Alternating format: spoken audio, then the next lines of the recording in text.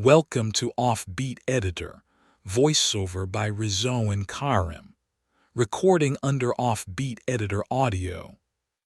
February 2nd, 1959. The Ural Mountains of Soviet Russia.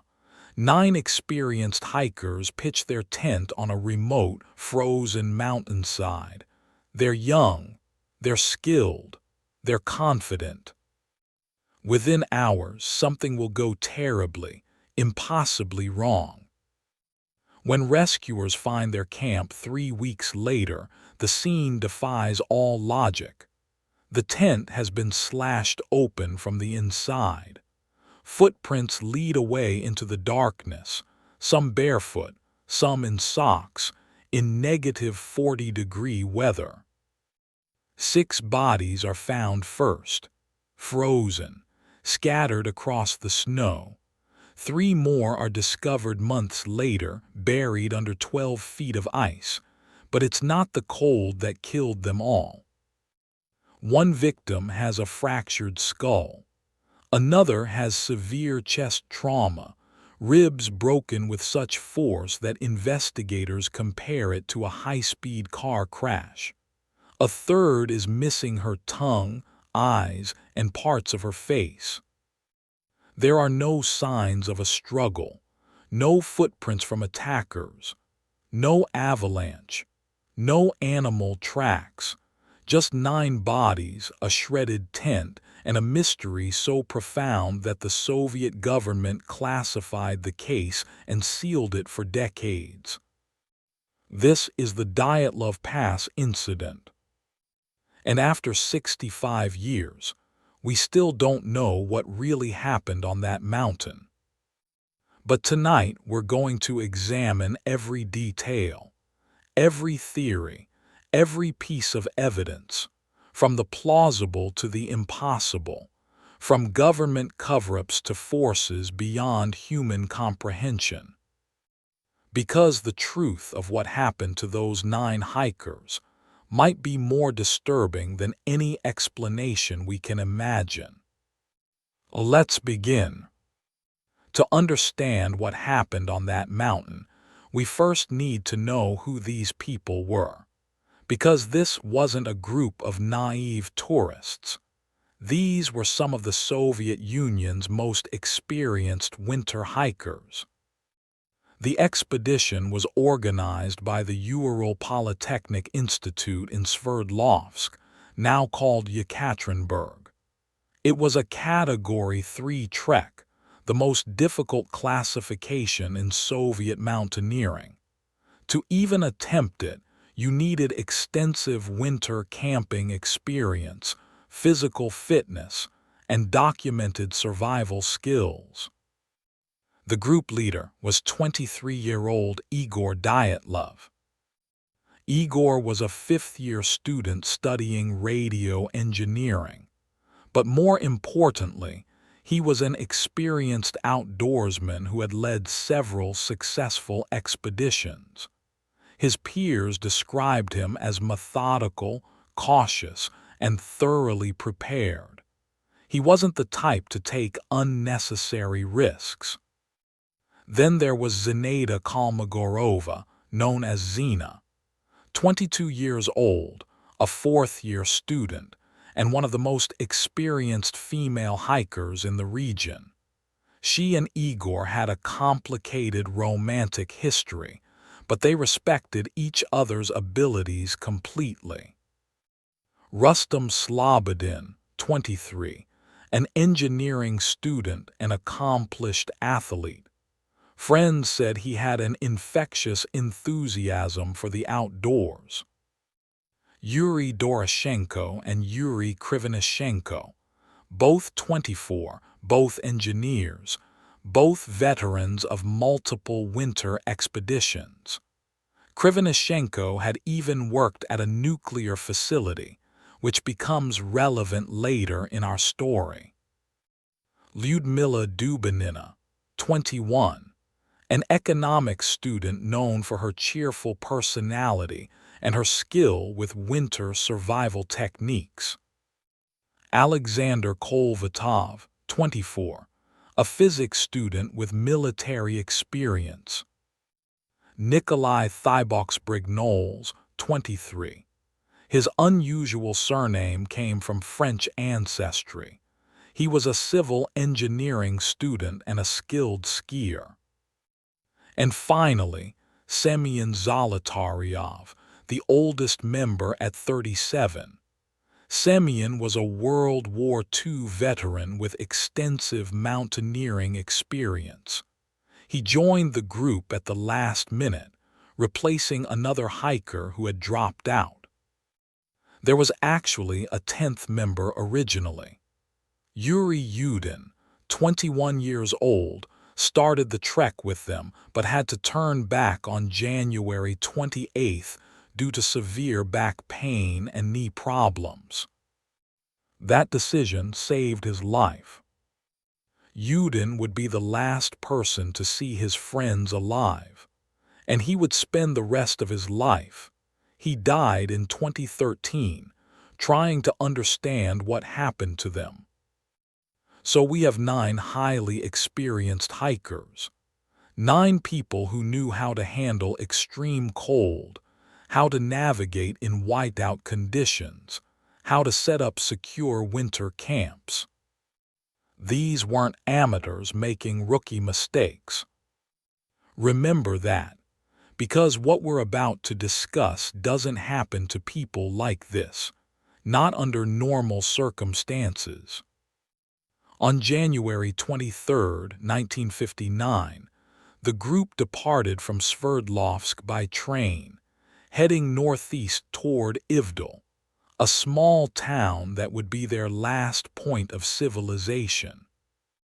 Their plan was ambitious but not unreasonable for hikers of their skill level. They would trek to Ottorten, a mountain about 200 miles northwest of Ivdel. The name Ottorten comes from the language of the indigenous Mansi people and means, "Don't go there." Ominous, perhaps, but the Mansi named many dangerous peaks this way. It was a practical warning system, not a supernatural curse. The group's goal was to reach Ottorten and return within 2 weeks, covering a total distance of roughly 190 miles through some of the most remote wilderness in the Soviet Union. On January 25th, they arrived in Ivdel and took a truck to Vizhay, an even smaller settlement and the absolute edge of the inhabited world. From here, it was wilderness only. The last time anyone in civilization saw them was January 27th, in the village of the second northern mine settlement. The hikers spent a night there, chatted with locals, and headed out the next morning in good spirits. Yuri Yudin turned back on January 28th. Before he left, he took photographs of the group.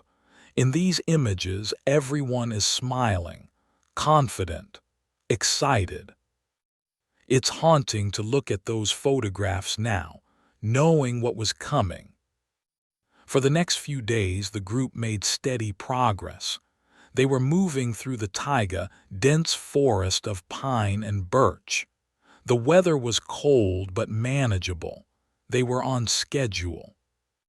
We know all of this because the hikers kept detailed diaries and took photographs throughout the journey.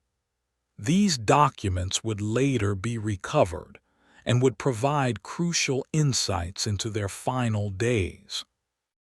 On January 31st, the group cached excess supplies and equipment in the forest. This was standard practice.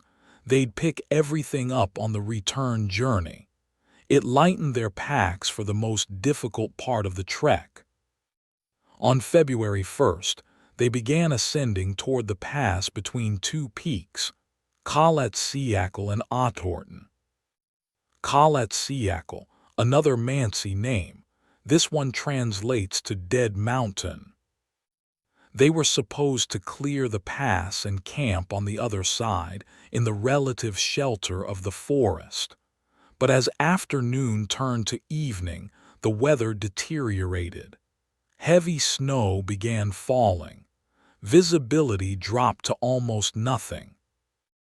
In a diary entry, the last one ever written, Igor Dyatlov noted that the group was having difficulty navigating.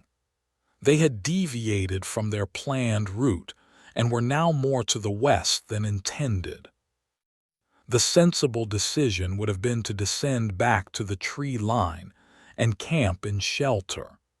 But for reasons that remain unclear, Igor decided to pitch camp right there on the exposed slope of Katabatic. Maybe he thought the storm would pass quickly. Maybe he didn't want to lose the elevation they'd gained. Maybe, in whiteout conditions, they couldn't safely navigate back down. We'll never know. What we do know is that at approximately 5 p.m. on February 1st, 1959, 9 hikers set up their tent on the eastern slope of Katabatic at an elevation of about 3,600 feet. By the next morning, they would all be fleeing into the night, running from something or toward something, abandoning shelter, warmth, supplies. Their diary entries stop on February 1st. Their photographs end shortly after. But their cameras would be recovered, and the last few images they captured are disturbing. We'll come back to those photos, because what they might show has been debated for over 6 decades. The group had agreed to send a telegram to their university sports club upon their return, expected no later than February 12th. When that date came and went with no word, people began to worry. But not enough to immediately launch a search. Winter expeditions often ran over schedule due to weather delays.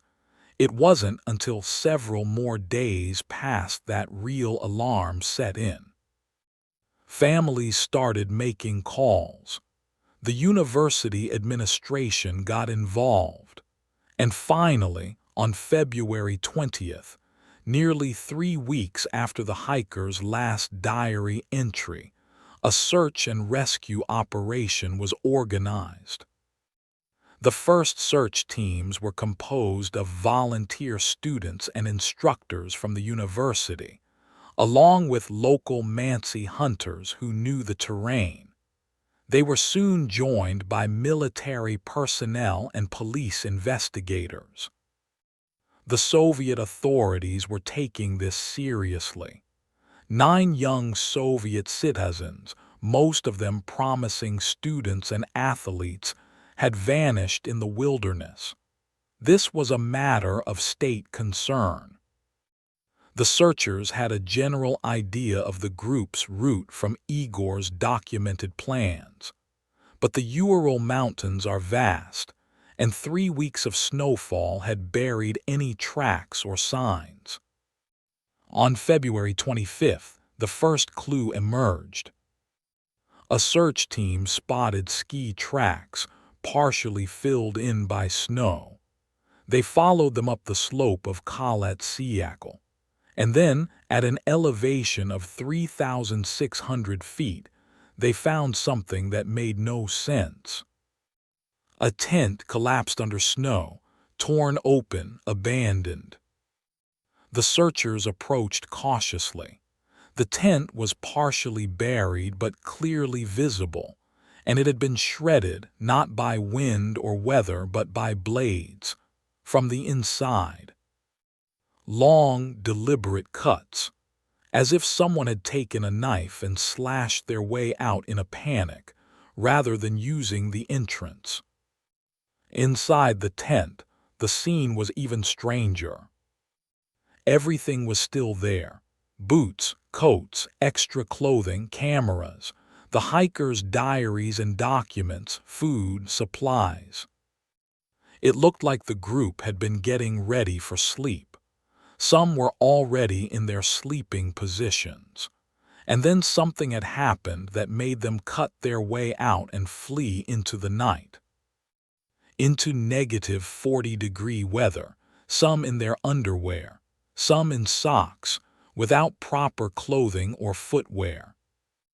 The rescuers found footprints leading away from the tent, down the slope toward a forest about a mile away. The snow had preserved them partially, and investigators would later analyze these prints carefully. There were 8 or 9 sets of tracks. The exact number was hard to determine. Some were from bare feet, some from socks, some from a single boot or shoe. They walked, not ran. The prints showed a steady, almost orderly retreat down the slope. There were no other tracks, no signs of other people, no animal prints. Just the hikers, walking away from their shelter into the frozen darkness. The searchers followed the footprints down the slope. The trail led northeast toward the edge of the forest. And that's where they found the first bodies. At the forest edge, near a large cedar tree, the search team discovered a makeshift fire. The remains of burnt wood and ash, partially covered by snow. And beside the fire, frozen solid, were 2 bodies. Yuri Krivonishenko and Yuri Doroshenko, both wearing only their underwear. They had clearly tried to build a fire. Broken branches littered the area around the cedar tree.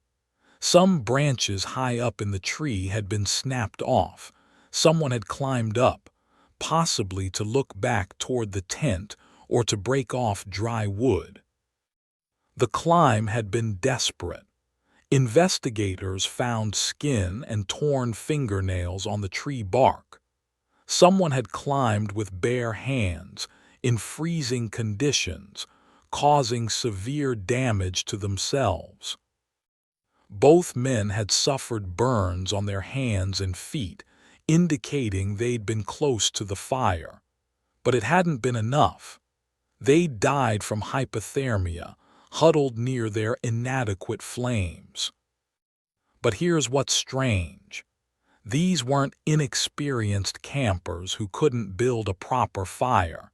These were skilled outdoorsmen who had survived numerous winter expeditions. They knew how to create sustainable warmth. Yet their fire was small, poorly constructed, barely sufficient. Why? And more importantly, why hadn't they gone back to the tent for supplies, for proper clothing? The tent was visible from the cedar tree. It was about 3/4 of a mile up the slope. A difficult walk in their condition, but not impossible. What could have prevented them from returning to shelter? The search continued. The footprints from the tent had split. Some led to the cedar tree. Others continued in different directions into the forest. Between the tent and the cedar tree, about 1,000 feet from the forest edge, searchers found the 3rd body. Igor Dyatlov, the group leader. He was lying face up in the snow, frozen solid. He was better dressed than the 2 Uris. He had on a wool sweater, cotton shirt, and 1 boot, but still inadequate for the conditions. His body position suggested he'd been trying to return to the tent. He was facing upslope, one hand raised as if shielding his face. He'd gotten about 1/3 of the way back before the cold took him. About 1,000 feet further up the slope, closer to the tent, the searchers found Zinaida Kolmogorova. She was also positioned as if trying to return to camp. She'd made it halfway. She had on slightly more clothing than Igor: shirt, sweater, pants, one boot. Her hands showed signs of severe frostbite. She'd been trying to crawl when she died. And then, about 500 feet from the tent, they found Rustam Slobodin. He was face down in the snow, better dressed than the others: shirt, sweater, jacket, pants, felt boots. He'd almost made it back to shelter. So now we have 5 bodies, 2 at the cedar tree, 3 spaced out on the slope between the forest and the tent. All dead from hypothermia, all found in positions suggesting they'd tried to either reach the forest or return to the tent. But 4 bodies were still missing. And the condition of those 4, when they were finally discovered, would transform this from a tragic hiking accident into one of the most disturbing unsolved mysteries of the 20th century. The initial search continued through early March.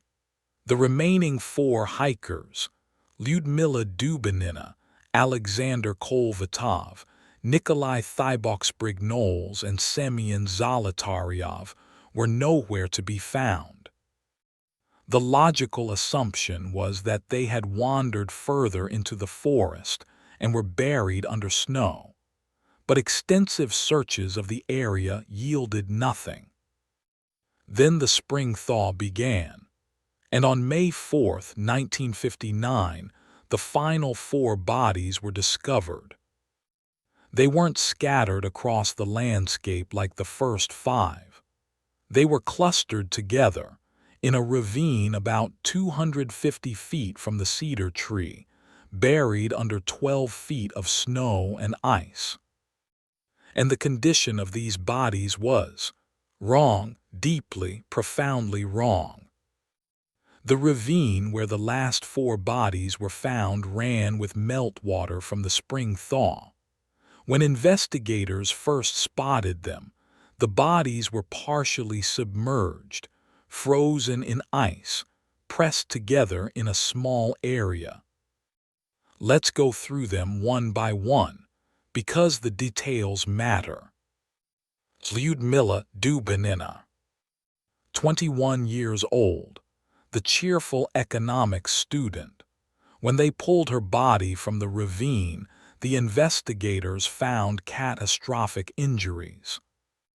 Her chest had been crushed, multiple ribs broken on both sides. The force required to cause this type of injury is immense. The medical examiner, Dr. Boris Vozrozhdeny, stated in his report that the chest trauma was consistent with a severe car crash or falling from a great height.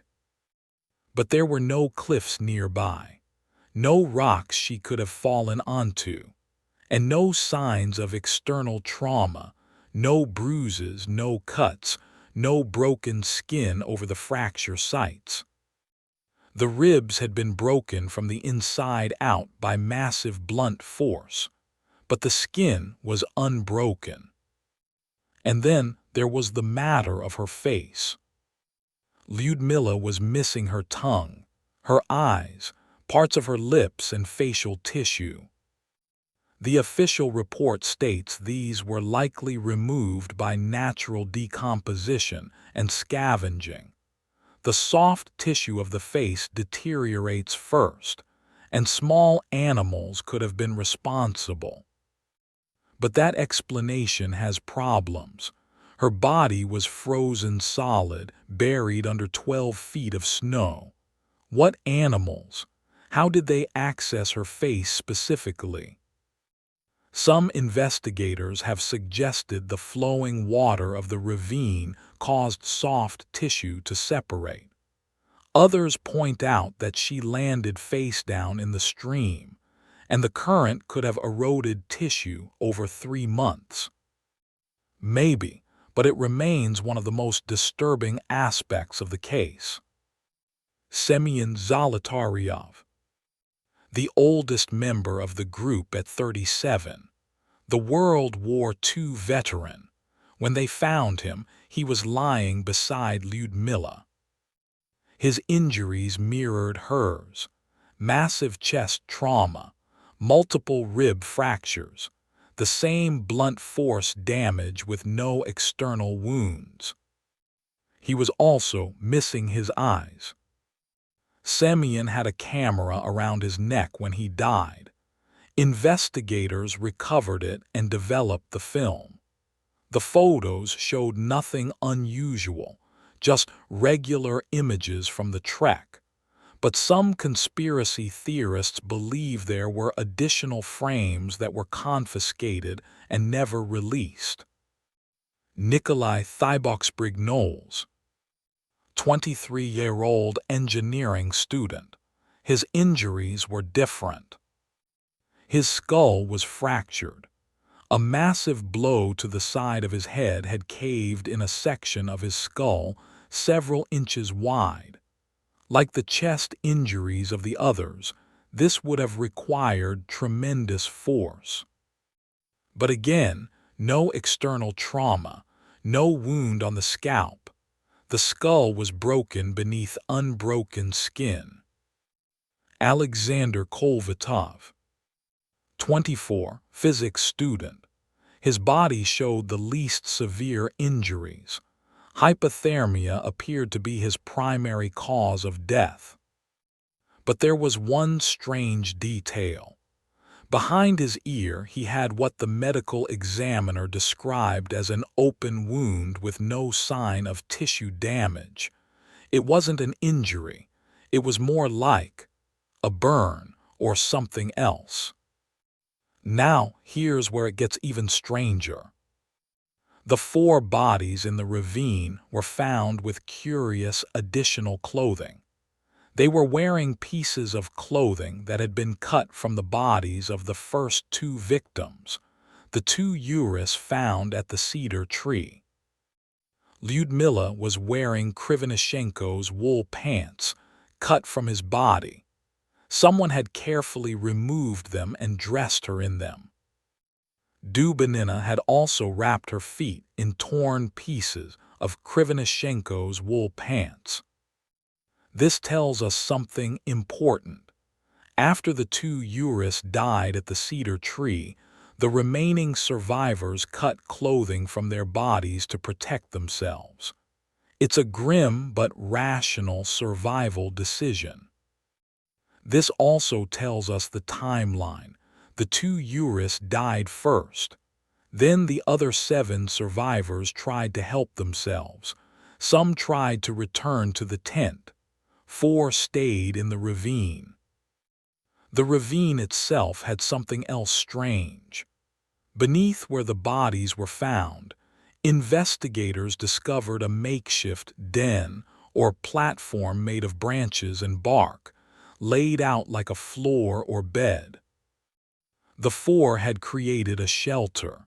They'd gathered branches, some with considerable effort, cutting or breaking them, and constructed a platform to keep themselves off the snow. This shows organized, rational thinking. They were trying to survive, setting up a bivouac, insulating themselves from the ground. But then something had happened to them. Something that fractured skulls and crushed rib cages with enormous force, yet left no external marks. Dr. Vozrojdeny, the medical examiner, was baffled. In his official report, he wrote that the force required to cause the chest injuries would be comparable to a car crash at high speed. He specifically noted that these were not injuries a human could inflict with a physical attack. A punch, a kick, even being struck with a weapon, none of these could cause this type of internal damage without external trauma. It would require an extreme pressure wave, or an impact with something massive and yielding, like being hit by an explosion's shockwave or being crushed by tons of snow in an avalanche. But there was no avalanche. The tent was still standing partially. The slope showed no evidence of avalanche activity, and avalanche victims showed different injury patterns. So what could cause internal injuries this severe, with no external trauma? What could break ribs and fracture skulls through sheer force, yet leave the skin unbroken? This is where the theories begin, and they range from the scientifically plausible to the absolutely impossible. But before we dive into those, there's one more crucial piece of evidence we need to discuss. Something that was discovered during the investigation and then quietly buried by Soviet authorities for decades. In May 1959, as the investigation continued, Soviet authorities ordered some of the hikers' clothing to be tested for radiation. Why, that's never been fully explained, but the results were unsettling. Several items of clothing from the Ravine 4 showed elevated levels of radioactive contamination. Not lethal levels, not even particularly dangerous levels, but significantly above normal background radiation.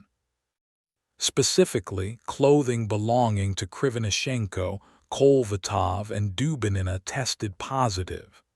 The contamination wasn't uniform. Some pieces showed high readings, others showed none. Now, let's be clear about what this means and doesn't mean. The radiation levels detected were not high enough to cause immediate harm or death. These weren't doses that would cause radiation poisoning. The hikers didn't die from radiation exposure. But the presence of any elevated radiation on their clothing is strange and demands explanation. Here are the possibilities. Theory 1. Occupational exposure. Yuri Krivonischenko had worked at Mayak, a nuclear facility involved in the Soviet Union's nuclear weapons program. There had been a serious nuclear accident at Mayak in 1957, the Kishtim disaster, one of the worst nuclear accidents in history before Chernobyl. Could Krivonischenko's clothing have been contaminated from his work? Possibly. But he'd left that job months before the hiking trip, and he would have been required to decontaminate before leaving the facility. Could he have kept contaminated clothing? It seems unlikely, but not impossible. Theory 2. Contaminated environment. The Ural region had nuclear facilities. Could the hikers have passed through a contaminated area?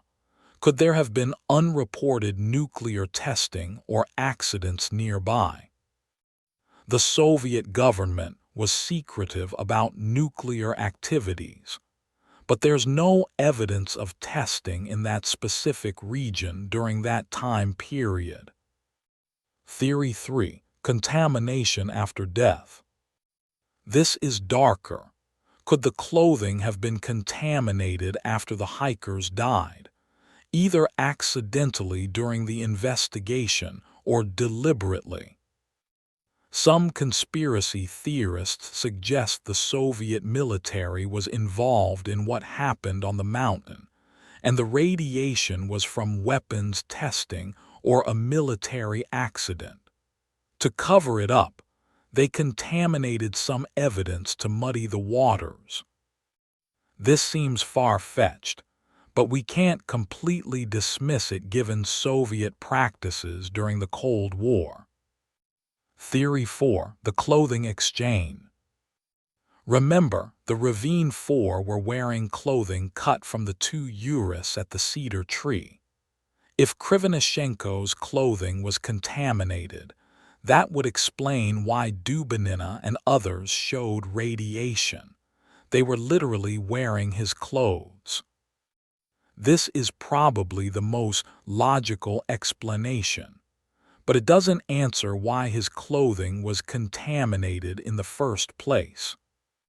Here's what makes the radiation evidence so frustrating. The testing was incomplete, and the records are fragmentary. Not all clothing items were tested. The ones that were tested showed inconsistent results. The documentation from the Soviet era is incomplete, either because it was lost or because it was deliberately suppressed. And here's the really suspicious part. The radiation findings were not included in the initial investigation report. They were added later, almost as an afterthought, and then the whole case was classified. On May 28, 1959, the official investigation was closed. The final report concluded that the hikers died from a compelling natural force that they were unable to overcome. Not an avalanche, not an animal attack, not murder, just a force, unspecified. The case files were sealed and sent to a secret archive. For decades, they were inaccessible to the public. The area around Katabatic was closed to hikers and expeditions for 3 years. No explanation was given for this closure. What was the Soviet government hiding? Were they protecting national security secrets, covering up a military accident, or simply closing an embarrassing case they couldn't solve? We still don't know for certain. But in the decades since, as Soviet records have slowly been declassified and witnesses have come forward, we've pieced together more of the story. And we've developed theories, dozens of them, some scientific, some speculative, some bordering on science fiction. Let's examine them, because somewhere in these theories, in the evidence, the testimony, the physics, and the folklore, might be the truth of what happened on Dead Mountain. The most common explanation you'll hear for the Dyatlov Pass incident is an avalanche. And at first glance, it seems to make sense. 9 hikers camping on a mountain slope, a storm, heavy snow. They feel the first tremors of snow shifting. In a panic, they cut their way out of the tent and flee down the slope to safety. Simple, tragic, case closed. Except it doesn't fit the evidence, not even close. Let's break down why the avalanche theory has serious problems. Problem 1. The tent. When rescuers found the tent, it was still standing. Partially collapsed under snow, yes, but structurally intact. The support poles were still in place. An avalanche powerful enough to threaten 9 people's lives would have completely destroyed the tent, burying it under tons of snow and sweeping the poles away. Instead, the tent looked like it had been gently covered by normal snowfall over 3 weeks. Problem 2. The slope. Avalanches require specific conditions. You need a steep slope, typically 30 to 45 degrees. Steeper than that and snow doesn't accumulate. Less steep and it doesn't slide. The slope where the tent was pitched was about 15 to 20 degrees. That's not steep enough for a major avalanche. You could build a snowman on that slope without worrying about it sliding away. Experienced avalanche researchers have analyzed the location and stated definitively that a serious avalanche was extremely unlikely there. Problem 3. The injuries. Avalanche victims typically show specific injury patterns: blunt force trauma from impact with rocks or trees, suffocation from being buried in snow, broken bones from tumbling. The Dyatlov hikers showed none of these patterns. The first 5 died from hypothermia with minor external injuries. The Ravine 4 had massive internal injuries with no external trauma, the exact opposite of what you'd expect from being swept down a mountain by snow. Problem 4. The behavior. If the hikers thought an avalanche was coming, they would have fled downslope immediately, moving perpendicular to the avalanche path to get out of the way. Instead, they walked calmly down the slope. We know this from the footprints. They weren't running. They maintained formation. They walked about a mile to the forest. That's not how people behave when fleeing an avalanche. Problem 5. No evidence. Search teams arrived within 3 weeks. The slope showed no signs of recent avalanche activity, no debris field, no displaced snow patterns, no damaged trees down the slope. If an avalanche had occurred, there would be evidence. Now, avalanche proponents have tried to address these problems with more sophisticated theories. In 2021, a team of scientists published a paper in a journal called Communications Earth and Environment proposing a slab avalanche theory. They suggested that a rare type of avalanche, a delayed slab avalanche, could have struck the tent hours after it was pitched. The slab would have been small and localized, just hitting the tent rather than the whole slope. They used computer modeling and even built a simulation to show how this could work. And I'll give them credit. Their science is interesting. They demonstrate that under very specific conditions, a small slab of compacted snow could break free and slide down, hitting the tent with enough force to cause the chest and head injuries seen in the Ravine 4. But here's the problem.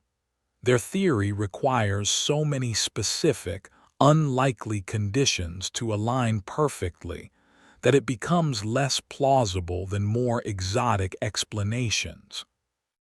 They need the snow to be exactly the right density, the temperature to be precisely at a certain point, the hikers to be in specific positions, the slab to hit at exactly the right angle.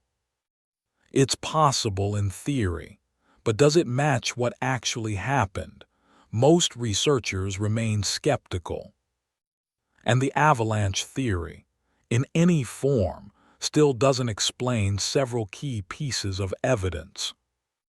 Why did the hikers cut their way out of the tent instead of using the entrance? Why did they walk calmly rather than run in panic? Why didn't they return to the tent once they realized there was no avalanche? What about the radiation? What about the strange lights several witnesses reported seeing in the sky that night? Oh, we haven't talked about the lights yet, have we?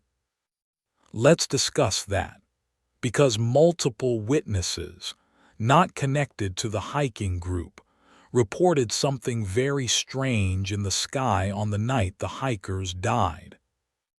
On the night of February 1959, several groups of people in the region reported seeing strange lights in the sky. Students from another hiking expedition, about 30 miles south of Katabatic, reported seeing bright orange spheres or lights floating in the night sky in the direction of the mountain. A group of geologists working in the area reported similar sightings. Most significantly, residents of Ivdal and nearby villages reported seeing strange lights over several nights in late January and early February. The descriptions vary, but they share common elements: bright orange or yellow lights, spherical or orb-like, moving through the sky in unusual patterns, sometimes stationary, sometimes traveling at high speed. These weren't planes. The witnesses were familiar with aircraft. They described something different. Now, before we jump to aliens or UFOs, let's consider the mundane explanations. Explanation 1. Military testing. The Soviet military conducted missile tests from facilities in the region. The Baikonur Cosmodrome wasn't far away in cosmic terms. Could the lights have been rockets or missiles? Possibly. In 1959, the Soviet Union was in the early stages of the space race. They were testing R-7 rockets, the same type that would later launch Sputnik and Yuri Gagarin. A rocket launch, especially the upper stages burning in the upper atmosphere, can create spectacular light displays. Orange glows, trails across the sky, strange movements as the rocket adjusts trajectory. And here's something interesting. Soviet records show that there were indeed missile tests conducted in the region during that time period. Could the hikers have witnessed a missile test? Could they have been in the wrong place at the wrong time and seen something the military didn't want them to see? Some conspiracy theorists take this further. They suggest the hikers weren't just witnesses, they were victims. Perhaps a missile went off course. Perhaps there was a weapons test that went wrong. Perhaps the hikers were caught in a shockwave or exposed to something dangerous. This would explain the Soviet government's secrecy, the classified files, the closed investigation, the radiation. It would explain the massive internal injuries. A pressure wave from an explosion could cause that type of damage. It would explain why the area was closed for 3 years. But it has problems too. If a missile or weapon struck the mountain, there would be physical evidence. A crater, debris, scorch marks. The search teams found nothing like that. And if the Soviet military killed 9 of its own citizens in an accident, even accidentally, wouldn't they have simply made the bodies disappear? Why allow an investigation at all, even a flawed one? Explanation 2. Ball lightning. Ball lightning is a rare and poorly understood atmospheric phenomenon. Witnesses describe it as glowing, spherical objects that appear during thunderstorms, float through the air, and sometimes pass through solid objects. Scientists still debate whether ball lightning is real or a trick of perception. But if it exists, it could theoretically explain the lights and possibly even what happened to the hikers. Could ball lightning have entered the tent? Could it have frightened them into fleeing? Some theorists suggest ball lightning can carry electrical charges that could cause burns or unusual injuries. But this seems like a stretch. There's no documented case of ball lightning causing injuries like those seen on the Dyatlov victims. And ball lightning typically appears during storms with thunder and lightning. The weather on February 1st was snowy but not stormy in that sense. Explanation 3. The Mansi people. Some early theories suggested the indigenous Mansi people might have attacked the hikers for trespassing on sacred land. The Mansi had historical conflicts with Russian settlers. Some of their territory was considered sacred, off-limits to outsiders. But this theory has been thoroughly debunked. First, there were no Mansi tracks at the scene. The footprints leading from the tent were only from the hikers. Second, the Mansi who were questioned during the investigation were cooperative and had alibis. Many helped with the search efforts. Third, the injuries don't match an attack by humans. The internal trauma was too severe, too specific. And finally, the Mansi themselves have stated repeatedly that they had no involvement and respected the hikers' right to travel through the area. This theory is rooted more in prejudice than evidence. So the lights remain unexplained. Were they missiles, natural phenomena, something else? And were they connected to what happened to the hikers at all? Or just a coincidence, a strange detail in an already strange case? Let's consider another possibility, one that's gained traction in recent years as we've learned more about psychology and how the human brain responds to extreme stress. What if the hikers weren't fleeing from something external at all? What if the danger came from within? In 1997, a researcher named Donnie Eichar published a book called Dead Mountain that proposed a fascinating theory: infrasound. Infrasound is sound at frequencies below the range of human hearing, below 20 Hz. We can't consciously hear it, but our bodies can sense it, and it can have strange effects on human psychology and physiology. Infrasound is created naturally by a phenomenon called a Kármán vortex street. This happens when wind flows over certain terrain features, like a mountain ridge, and creates oscillating patterns of low-frequency sound waves. Studies have shown that exposure to infrasound can cause feelings of anxiety and dread, panic attacks, disorientation, nausea, visual hallucinations, a sense of being watched or of an ominous presence. Eichar worked with sound engineers to analyze the topography of Khalat Syakhl. The mountain's shape, combined with the wind conditions that night, could theoretically have created intense infrasound. His theory: the hikers were exposed to infrasound while in the tent. They began experiencing severe psychological distress, panic, fear, possibly hallucinations. In their confused and terrified state, they cut their way out of the tent and fled.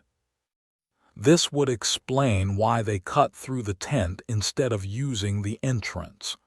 In a state of panic and disorientation, they didn't think rationally. They just needed to escape. It would explain why they walked rather than ran. The infrasound was affecting their coordination and decision-making. It would explain why they didn't return. The psychological effects persisted, or they were too disoriented to find their way back in the dark. It's an elegant theory, but does it explain everything? The internal injuries of the Ravine 4 are still a problem. Infrasound doesn't cause physical trauma. Eichar suggests they might have fallen in the ravine or been partially buried by snow, causing the injuries. But remember, these weren't injuries from falling. The medical examiner was very specific. These were injuries from massive blunt force, like being in a car crash. Still, the infrasound theory addresses something important, the psychological element, because there's another phenomenon we need to discuss, one that's well documented and might explain why the hikers removed their clothing. It's called paradoxical undressing. Paradoxical undressing is a known behavior in late-stage hypothermia. As the body loses heat and core temperature drops, the muscles that constrict blood vessels to preserve warmth eventually fail. Blood rushes to the extremities. The victim suddenly feels intensely hot, burning up, even though they're freezing to death. In this confused state, victims of severe hypothermia often remove their clothing. They're literally dying of cold, but their brain tells them they're overheating. It's paradoxical, and it's tragic. This explains why the two Urals at the cedar tree were in their underwear. By the time they reached the forest, they were in advanced hypothermia. The paradoxical undressing had begun. It explains why Igor and Zina had removed some clothing, even though they were trying to return to shelter. But here's the question. Why were they all in such inadequate clothing when they left the tent in the first place?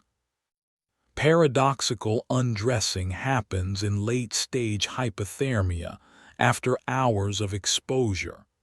But the hikers left the tent without proper clothing. They made that choice while still relatively warm, inside their sleeping bags. Unless they weren't in their sleeping bags when whatever happened happened. The tent's condition suggests they might have been getting ready for sleep, but weren't fully settled yet. Some may have been outside the tent briefly.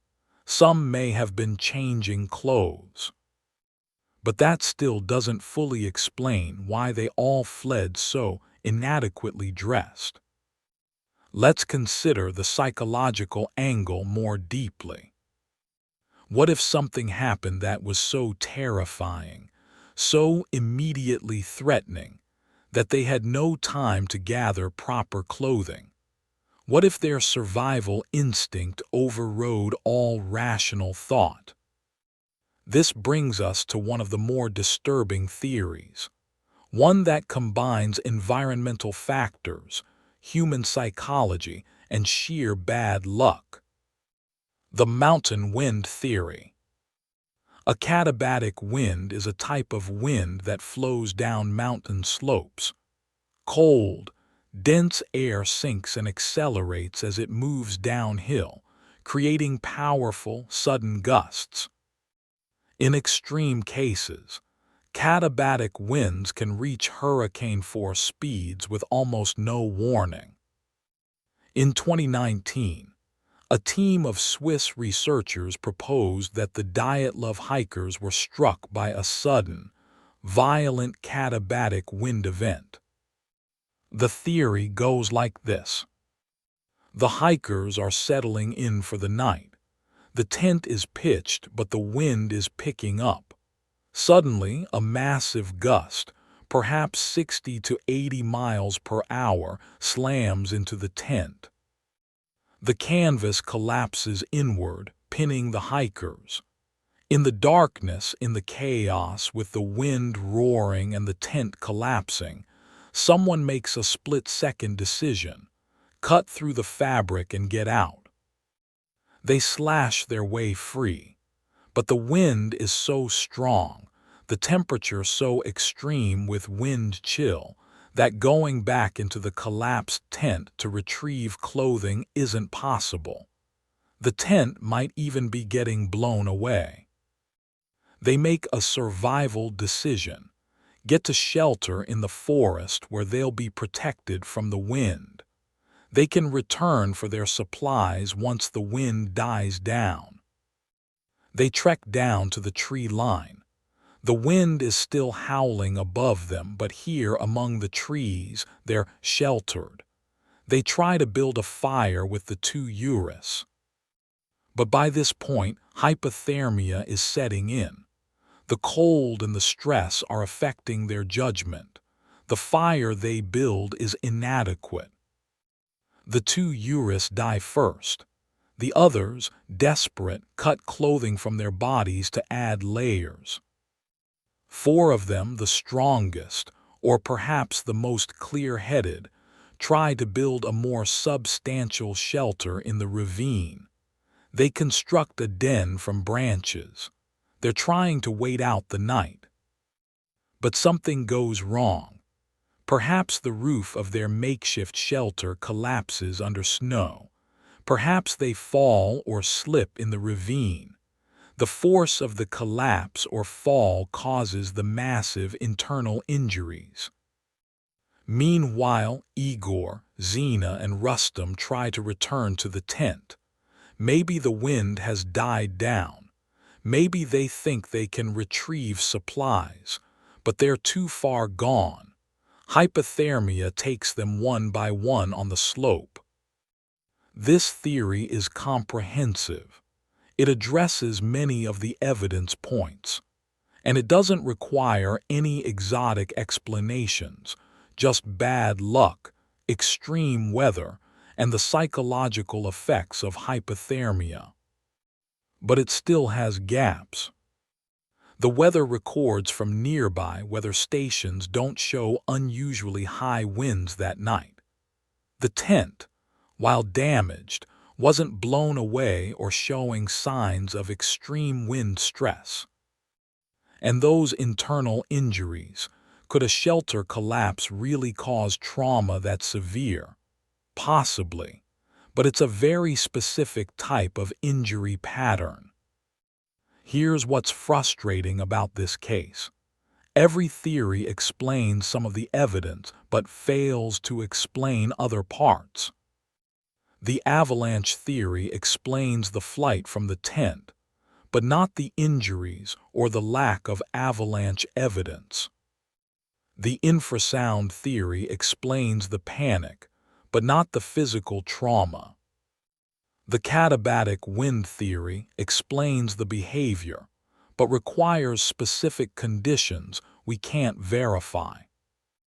The military accident theory explains the secrecy, but not the lack of debris or blast evidence. So what really happened? Is it possible we're looking at a combination of factors, multiple things going wrong at once? Let me propose a synthesis, not as a definitive answer, but as a plausible reconstruction based on all the evidence. February 1st, 1959, early evening. The Dyatlov group sets up camp on the slope of Katabatic. The weather is deteriorating. Visibility is poor.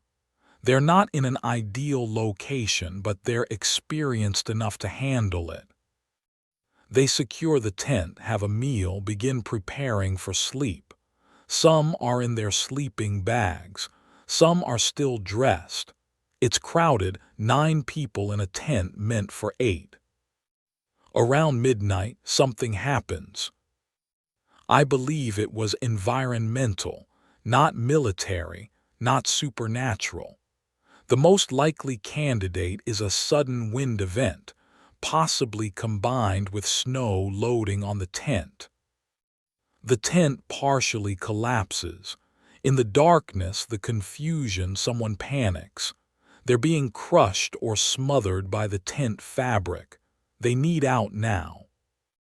Someone, probably Igor or one of the other leaders, makes a decision. Cut through the tent. It's faster than trying to find the entrance in the collapsed mess. They slash the fabric and escape into the night. Outside, the wind is brutal. The temperature with wind chill is somewhere around -60 degrees Fahrenheit. They're in inadequate clothing, but going back into the collapsed tent immediately isn't an option. It needs to be repitched, and that's impossible in this wind in the dark. Someone makes a call, we go to the forest. We shelter among the trees until the wind dies down. It's about a mile. We can make it. Then we'll come back and fix the tent. It's not a bad decision, actually. It's a legitimate survival strategy. They begin walking down the slope. They stay together. They're cold, but they're moving, generating body heat. They're experienced hikers. They've been cold before. But it's worse than they realized. The wind chill is extreme. They're not moving fast enough. Hypothermia is insidious. It doesn't announce itself.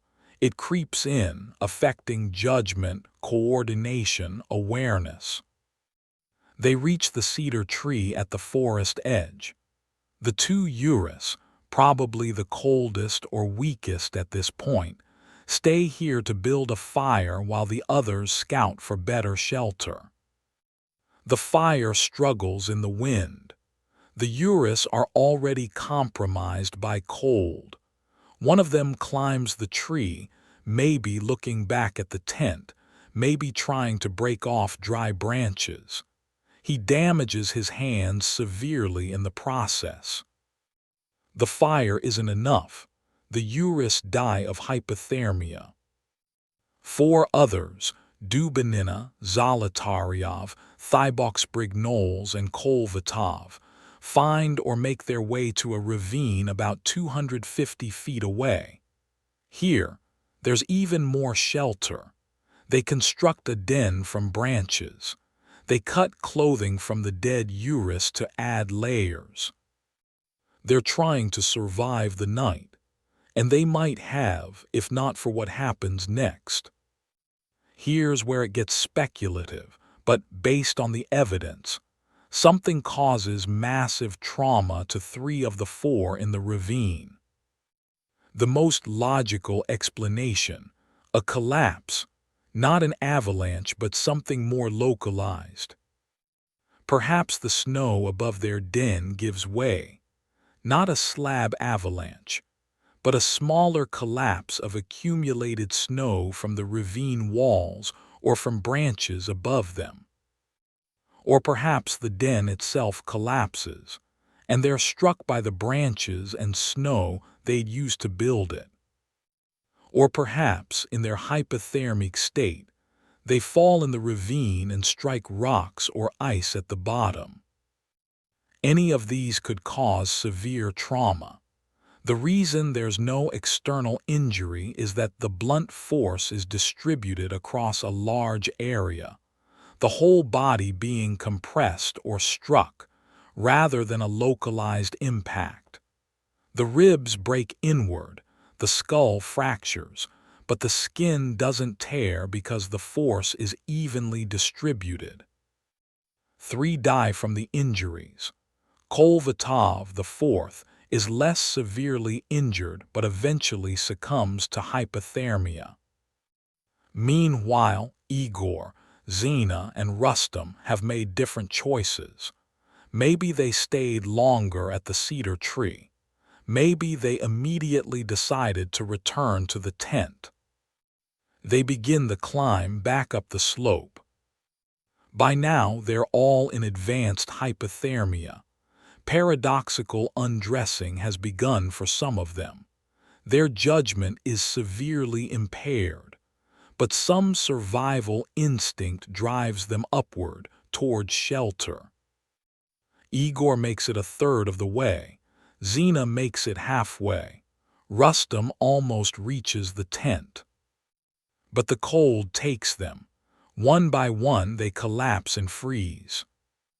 If this reconstruction is correct, then what happened on Khalat Syakhl wasn't murder. It wasn't a cover-up.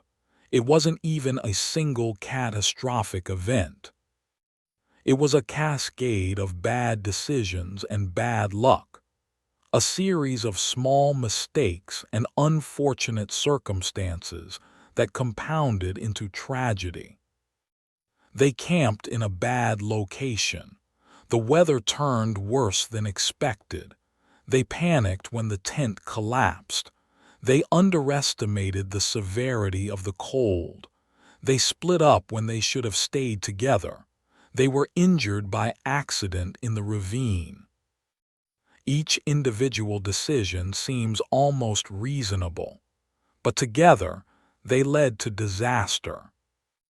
This is how people die in the wilderness, not from dramatic, singular events, but from many small things going wrong at once. But this reconstruction doesn't explain everything, does it? It doesn't explain the radiation. It doesn't explain the lights in the sky. It doesn't explain why the Soviet government was so secretive. It doesn't explain some of the stranger details in the official reports. And that's why, after 65 years, people are still investigating, still theorizing, still searching for the truth. Because maybe, just maybe, there's more to this story than weather and bad luck. Let's talk about the theories we haven't explored yet. The ones that push beyond conventional explanation into the realm of the controversial, the conspiratorial, the paranormal. I'm not saying I believe these, but in the interest of completeness, let's examine them. Because people have been proposing these alternatives for decades, and some of them have surprising amounts of supporting testimony. Theory, secret military testing.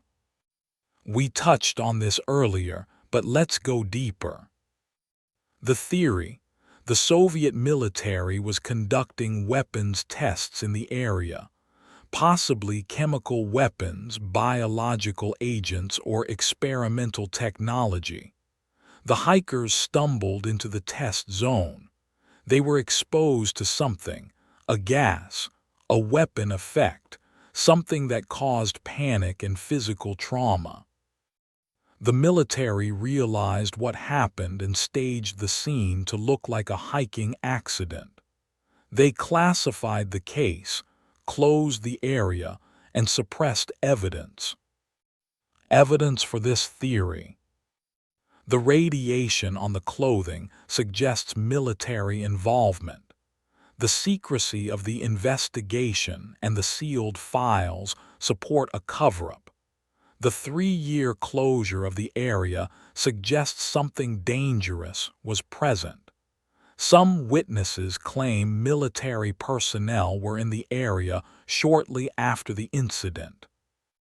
There are also claims, difficult to verify, that the autopsies were observed by military officials who took samples and photographs that were never included in the official record. Evidence against. No physical evidence of military activity at the scene. No contamination of the environment beyond the clothing. No witnesses who can definitively place military units in the exact area at the exact time. And again, if the military wanted to hide this, why allow any investigation at all? Theory: Yeti or unknown animal. This is a popular theory in Russia and among cryptozoology enthusiasts. The theory: the hikers encountered an aggressive unknown animal, often described as a Yeti or Almaz, the Russian version of Bigfoot. The creature attacked, causing the injuries and driving the hikers from their tent in terror. The Mansi people have legends of forest spirits and creatures.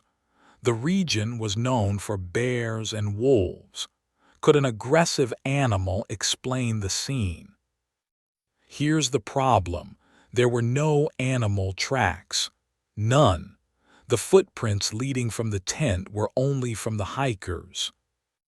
And bears would have left very obvious evidence: claw marks, bite wounds, torn flesh.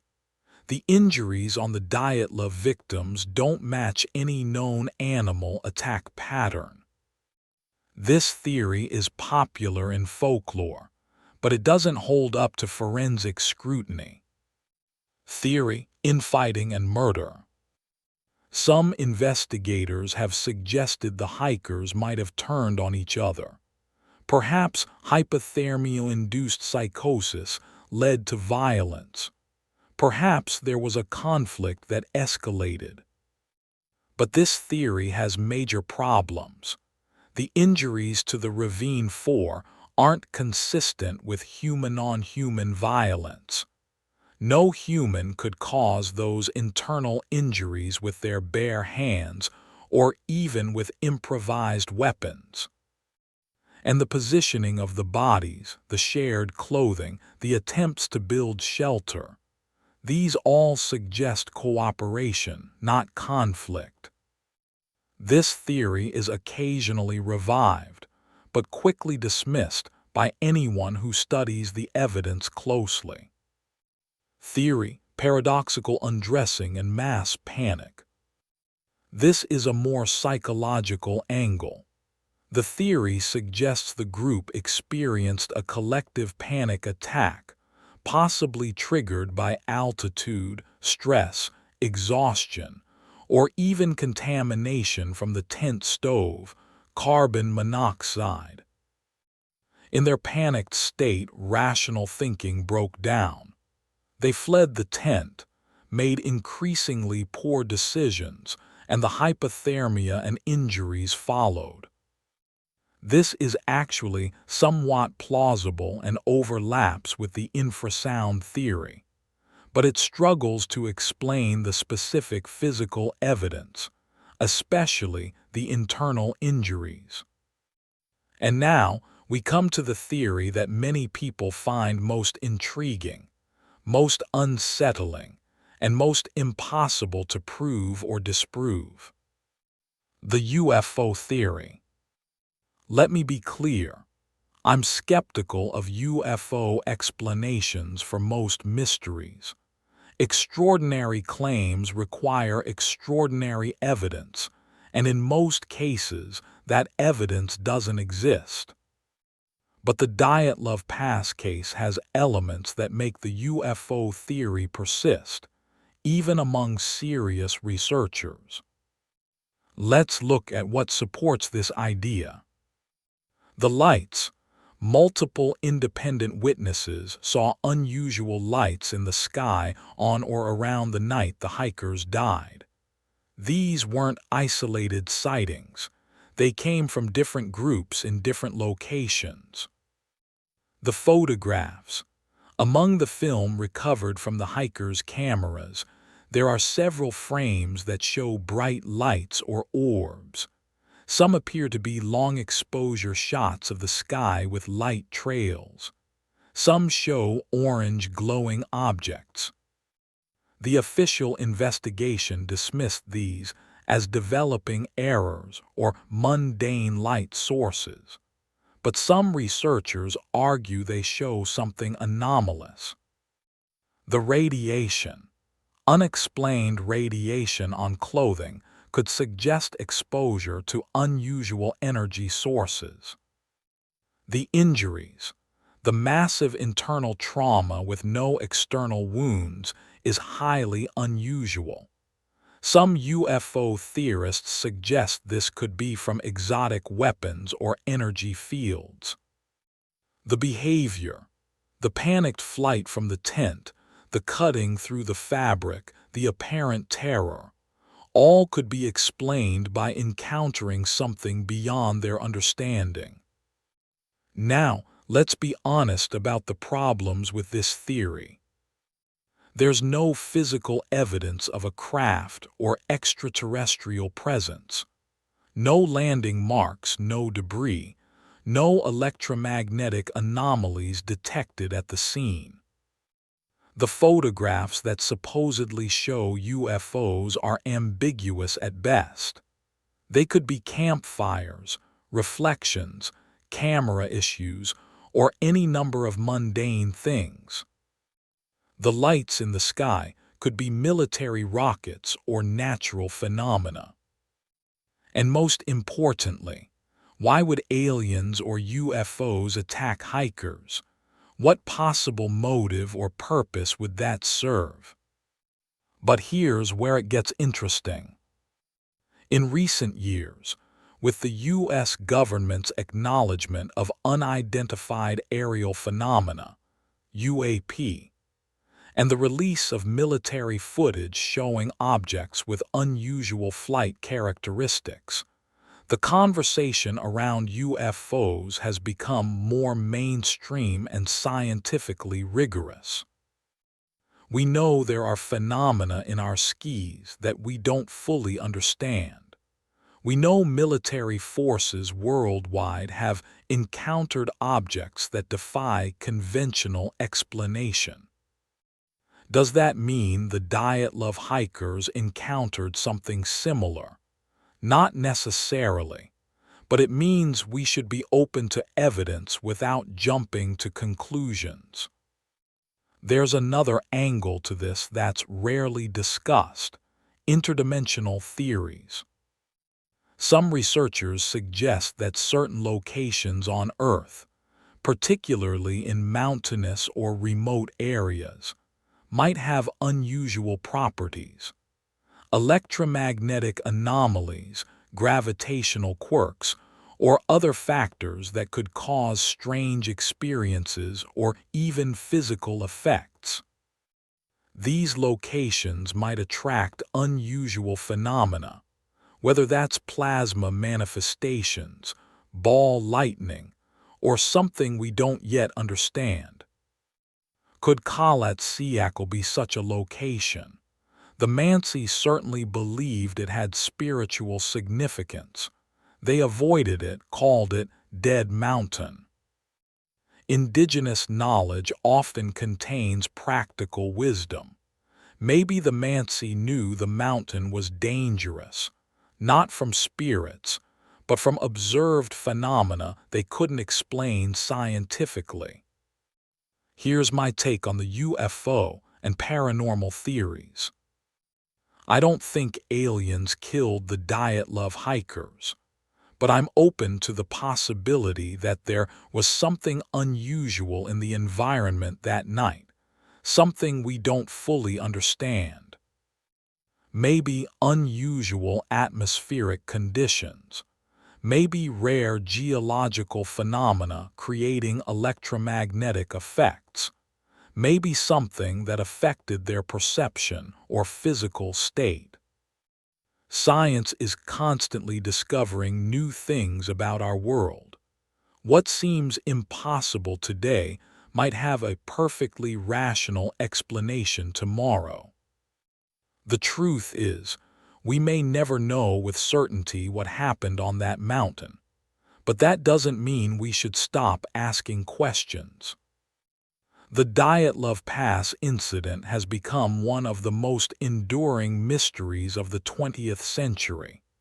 It's been the subject of books, documentaries, films, and countless investigations. In Russia, it's a cultural touchstone. The name Dyatlov Pass has become synonymous with unsolved mysteries, with events that defy rational explanation. The case was officially reopened in 2019 by Russian authorities. They conducted new investigations, reviewed evidence, and in 2020 announced their conclusion: an avalanche was responsible. Most Dyatlov researchers and experts rejected this conclusion almost immediately. The evidence, they argued, simply doesn't support it. The 2020 investigation seemed more interested in closing the case than in finding the truth. Why does this case captivate us? What is it about the Dyatlov Pass incident that keeps drawing us back, decade after decade? I think it's because it contains genuine mystery. Not manufactured, not exaggerated, genuine questions that intelligent people can't answer. 9 experienced people died under circumstances that don't quite make sense. The evidence is contradictory. The official explanations are inadequate. And the more you learn about the case, the more complex it becomes. There's also something deeply unsettling about the scene. The tent cut from within, the orderly footprints in the snow, the bodies found in states that suggest both rational decision-making and profound panic. It feels wrong, like there's a missing piece, a lost chapter in the story. Let me share some of the specific mysteries that remain unresolved. The tent cuts. Why were they cut from the inside? If you're fleeing danger, you use the entrance. If the tent collapsed, you push the fabric up and crawl out. Cutting multiple long slashes through tough canvas takes time and effort. Why do that in a moment of panic? Some researchers suggest the cuts were made to create ventilation or for some other purpose before the incident, and they've been misinterpreted. But the official investigation documented them as fresh cuts. The orderly retreat. The footprints show the hikers walked calmly down the slope. They stayed together. They didn't run. This doesn't match the panic suggested by cutting out of the tent. Unless they cut out in panic but then regained composure and made a rational decision to walk to shelter. That's possible, but it's an odd sequence of behaviors. The missing evidence. Some researchers claim that certain photographs, documents, and physical evidence were removed from the case file. Whether this is true or simply conspiracy thinking is hard to determine. The Soviet government did classify the case, which was unusual for a hiking accident. Why? The radiation. We still don't have a satisfactory explanation for the radiation on the clothing. The contamination patterns don't match simple occupational exposure, but they're not high enough to indicate a nuclear accident or weapon. What explains the specific distribution of radioactive particles on certain clothing items? Semyon Zolotaryov, the oldest member of the group who joined at the last minute, has attracted suspicion from some investigators. His background was murky, a veteran with unexplained periods in his biography. Some conspiracy theories paint him as a KGB plant or a foreign agent.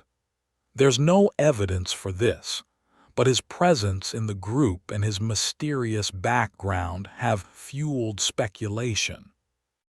The cameras. Multiple cameras were recovered and film was developed.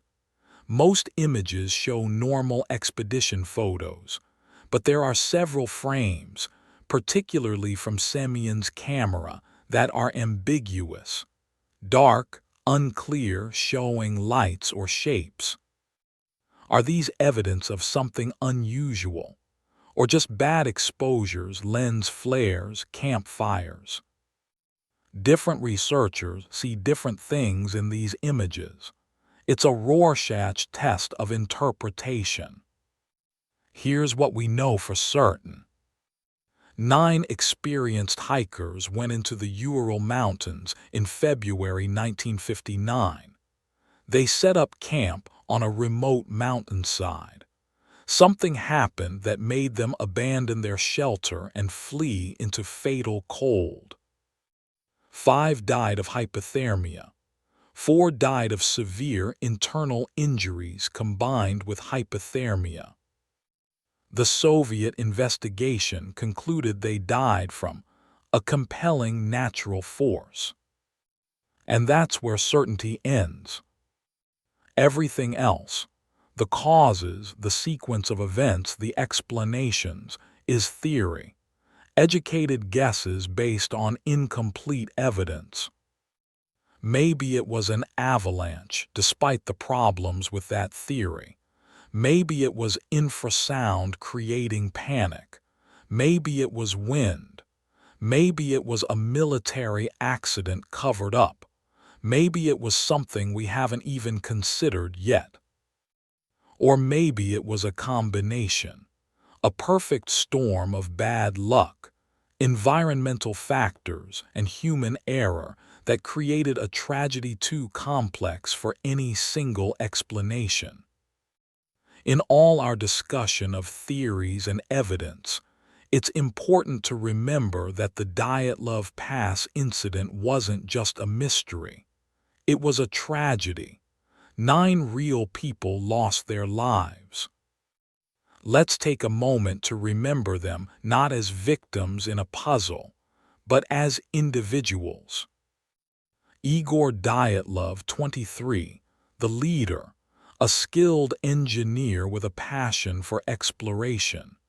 His friends described him as responsible and thoughtful. He led the expedition with care. Whatever happened, he tried to get his people to safety. His body was found facing the tent, trying to go back. Zinaida Kolmogorova, 22, Zina, an accomplished hiker and beloved friend. Her diary from the trek shows humor and warmth. She was trying to return to the tent when she died, almost making it halfway. She didn't give up. Rustam Slobodin, 23, athletic, optimistic, adventurous. He made it further than almost anyone, just 500 feet from the tent. He was so close to shelter. Yuri Doroshenko, 24, an engineer, a friend, a skilled outdoorsman. He tried to build a fire to save his companions. He climbed a tree with his bare hands, tearing his skin to get dry branches. He fought until the end. Yuri Krivonishenko, 24, a nuclear engineer with curiosity and courage. He worked with Doroshenko to create fire and warmth. They died together, trying to survive. Lyudmila Dubinina, 21, cheerful and skilled. Her final actions show she was helping others. She wore clothing cut from the dead to protect herself so she could keep fighting for survival. Semyon Zolotaryov, 37, the veteran, the experienced one. He stayed with the younger members in the ravine, trying to build shelter, trying to keep them alive. Nikolai Thiboksbrignoles, 23, a civil engineer with a French name and a Russian heart. He was with the group in the ravine, working to construct shelter. Alexander Kolvatov, 24, a physics student with a bright future. He stayed with his friends in the ravine until the end. These weren't characters in a mystery novel. They were real people with families, friends, dreams. Their families never got proper closure. Their friends spent decades seeking answers. Yuri Yudin, the 10th hiker who turned back, spent his entire life haunted by survivors' guilt and searching for the truth. He attended every anniversary gathering, every memorial. He died in 2013, still without definitive answers. The Dyatlov Pass, officially renamed Dyatlov Pass in 2020 to honor Igor Dyatlov, has become a memorial. Hikers visit it, leaving tributes. The site of the tent is marked. People pay respects. Every year on February 1st, memorials are held in Russia for the 9 hikers. Their names are read. Their stories are told. They deserve to be remembered, not as mysteries but as people. And they deserve the truth, whatever that truth is. So what really happened on Dead Mountain on the night of February 1st, 1959? After examining all the evidence, all the theories, all the testimony and research accumulated over 65 years, I can't give you a definitive answer. And maybe that's appropriate. Maybe some mysteries aren't meant to be solved. Maybe the universe occasionally presents us with events that defy complete explanation, reminding us how little we truly understand about our world. But if you're asking me what I think is most likely, what explanation best fits the majority of the evidence, here's my assessment. I believe the hikers experienced an environmental event on the mountain that night. Something sudden, something frightening, something they perceived as an immediate threat to their lives. Whether that was a wind event, a small localized snow collapse on the tent, infrasound effect, or something else entirely, it caused them to make a critical decision: abandon the tent and seek shelter in the forest. That decision, which might have seemed rational in the moment, set in motion a cascade of events that led to their deaths. Hypothermia compromised their judgment. They became separated. Some died trying to keep warm. Some died trying to return. And 4 suffered traumatic injuries, probably from a fall or collapse in the ravine that hastened their deaths. The radiation? Likely from Krivonischenko's previous work at the nuclear facility. The lights in the sky? Possibly military rocket tests, which we know occurred in the region. The government secrecy? Soviet paranoia about anything that might reflect poorly on the state or involve military operations. This explanation isn't perfect. It doesn't answer every question, but it accounts for most of the evidence without requiring exotic phenomena or massive conspiracies. But here's what I'll also say. I could be completely wrong. There might be evidence we don't have access to. There might be witness testimony that was suppressed. There might be environmental phenomena we don't yet understand that played a role. The Dyatlov Pass Incident reminds us that despite our technology, our science, our investigative techniques, there are still things that puzzle us, still events that resist neat explanations. And maybe that's okay. Maybe mystery has value. It keeps us questioning, it keeps us humble. It reminds us that reality is stranger and more complex than we often assume. If you visit the Dyatlov Pass today, you can stand where the tent once stood. You can look down the slope toward the tree line, toward that cedar tree where 2 young men died trying to build a fire. You can imagine those footprints in the snow, 9 sets of tracks, leading away from safety into the unknown. And you can ask yourself, what would make me abandon shelter on a freezing mountain?